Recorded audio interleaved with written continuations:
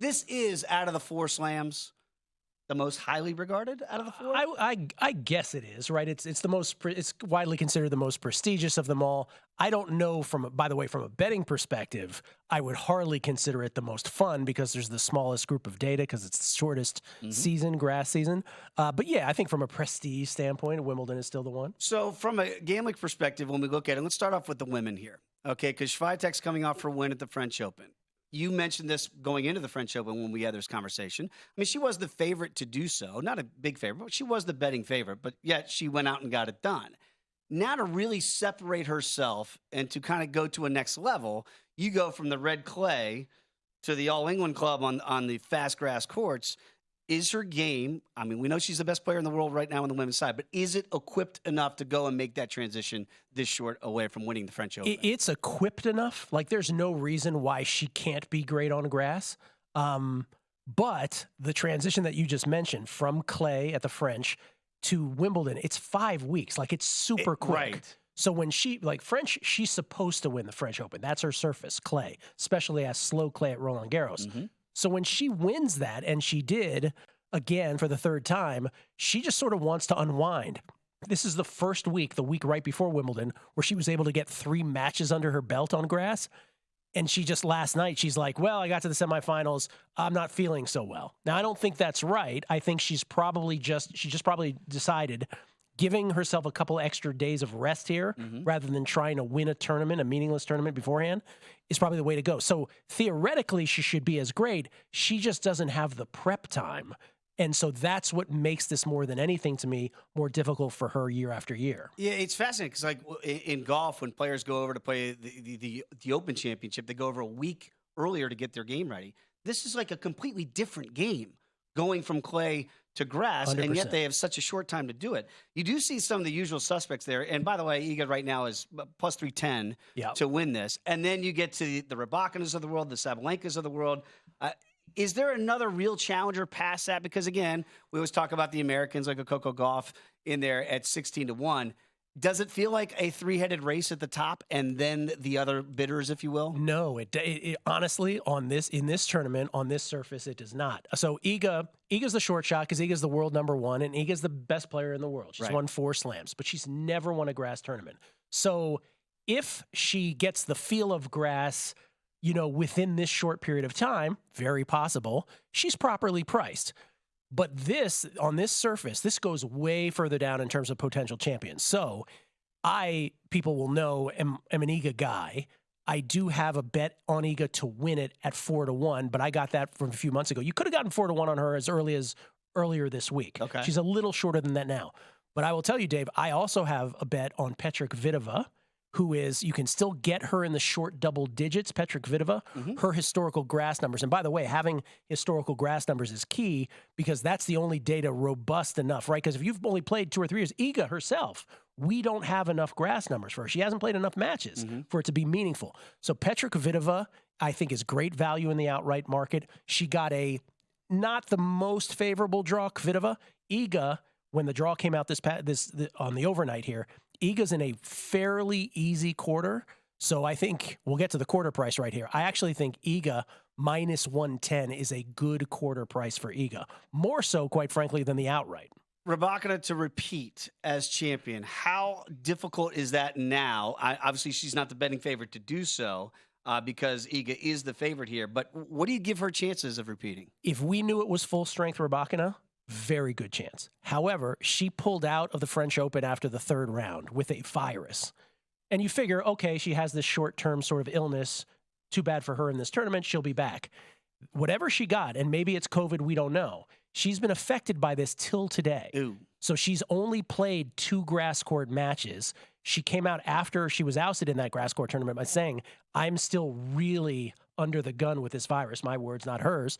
And so I wouldn't make any bets on Rybakina because we just don't know if it's as likely for her to go far as it is for her after the second round to just be like, I don't have it. All right, so you've looked at the draws. You've broken them down. Instead of just doing some outrights here, because you do have a nice one with Iga in pocket there at 4-1, much better price than 310 today. When you look at the quarters and you handicap that market, what's some playable avenues that you see? I see one very distinct one on the women's side. So I mentioned Swiatek in Q1 at minus 110. I think that's a great price.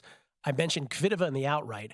Although the draw didn't do her any favors, and she's in a pretty stacked quarter three with the likes of Ons Jabeur, Beatrice Haddad-Maia, Yelena Ostapenko, and Rybakina, I still think Kvitova at plus 330 is where I saw her. We're showing 3-1 now at DraftKings. I wouldn't let it get too much shorter than that, but I actually do think that represents value. Her grass number, she's won this tournament twice already. Mm-hmm. So she's been here before, twice, and won it all. The ultimate twice. So Kvitova is still a good quarter price. Q2, though, I think might be the best quarter play of them all. Veronika Kudermetova. So that's a very long name. There's a lot of long names in Q2.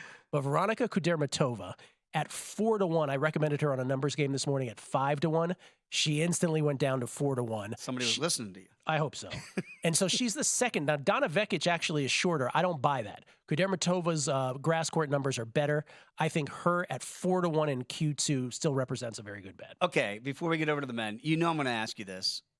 Strawberries and cream, 4th of July holiday. Give me an American woman that I can root for that might at least be a long shot to maybe get to a semi?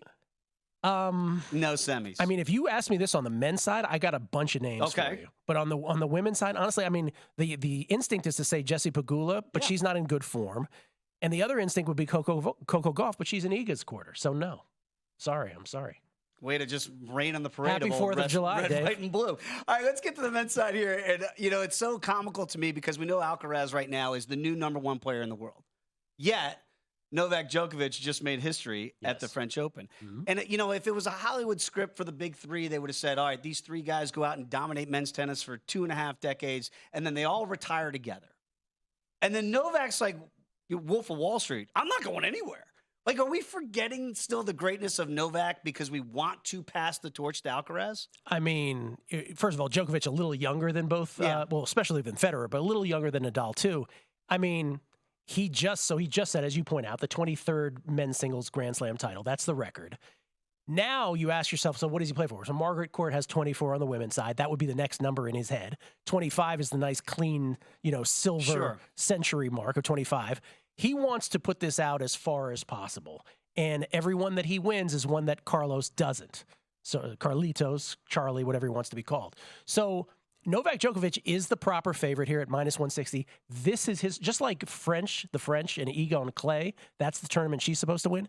This is the tournament that he's supposed to win. So if those two meet in a final, the prices you're seeing right now are not going to be that vastly different than the price you'll see in that individual match. So if you're thinking about betting Carlitos, I don't know that I could recommend a bet for him to win this outright at plus 350 because he'll probably end up running into Novak in the finals anyway. Right. And I know that sounds really square, like, oh, what do you mean? The two top seeds will end up in the finals? Yeah, kind of. That's what's probably going to happen. Well, see, here's what's fascinating because you go back like I do, old school. There used to be just grass court specialists for men. Yes. Right? And not saying that was Sampras because he was great in hard courts or certainly Roger. But now it doesn't feel like that's the case. If Novak is still the betting favorite at $1.60, like, would you look? I know he's mercurial. Kyrgios feels like a guy at 40-1. If you could figure out his head, yes, is he playable? Well, you said it. If you could figure out his head, which is a great sentence from you, a great phrase. But it is really, he got to the finals last year, but he sort of got a walkover, you may recall, in the semis, ended up in the finals. Stage was probably a little too big for him against Novak in the finals. But yes, if his serve is top flight, he obviously would be valued at 40-1. But I'm just not buying the Kyrgios thing at this point. He hasn't played. Like, he just hasn't played enough this year. So I couldn't possibly recommend that. But I will say, because I know we're short on time, but when you get to quarter bets on the men's side, Q2 is an interesting one because there's tons of Americans in there. Korda, Tommy Paul, Ben Shelton, Maxime Cressy, all American players, all really good. And Medvedev's in Q2. He's not been that good recently. He seems to play grass stupidly from like way back behind the baseline. It's very strange why he does that. I actually think Tommy Paul in the second quarter at 20-1 is a pretty good shot. All right, very quickly. Andy Murray, what year is it? I mean, Murray's still there. He's back. Yeah. Any long shot here? I mean, he was one of the big four. He's one of the greats of all time, but it's not going to happen. Another American, very quickly, Tiafoe. Do we have any shot? I mean, he's fun to watch. Tiafoe is great, But he's in Alcaraz's quarter, and so's Rune in there, and Zverev and De Minaur, who's an Australian player with great grass numbers. So it's a tough quarter for him. Am I Italian Berrettini? Any shot for? If this were any other year, I'd be talking him up, but he just hasn't been around, and when he's played, he hasn't been good recently. Gill's a lot of fun. Thank you, man. I appreciate it. Great stuff. As always, check him out daily right here on A Numbers Game, Gill Alexander. So again, 20 seconds. Give me your winners on both sides. Djokovic and Kvitova Swiatek. I can't decide between those two. Bit of a hedge. It is a bit of a hedge. I see what you Iga when all in doubt. But go with Iga, but plus 310, you got a better number. Yeah. Have 4-1. Go to VSiN.com/subscribe to become a VSiN Pro subscriber today.